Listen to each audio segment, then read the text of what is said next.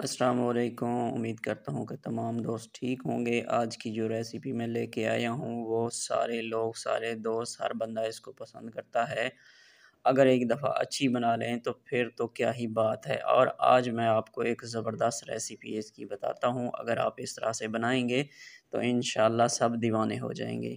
2 आलू मैंने उबाल लिए। उबालने के बाद इनको बारीक से कटिंग करके वो डाल दिया। उसके बाद एक प्याज की इस तरह से मैंने कटिंग कर दी। उसके बाद प्याज शामिल करने के बाद हम यहाँ पे टमाटर शामिल कर लेते हैं जी।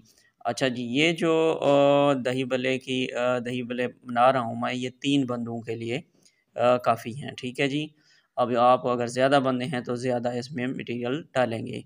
अभी मैं इसमें भलियाँ जो है ना वो शामिल कर लेता हूँ। भलियों का मैंने आधा घंटा 40 मिनट पहले पानी में भिगो के रख दिया था, तो इस तरह से मैंने उनको निकाल दिया।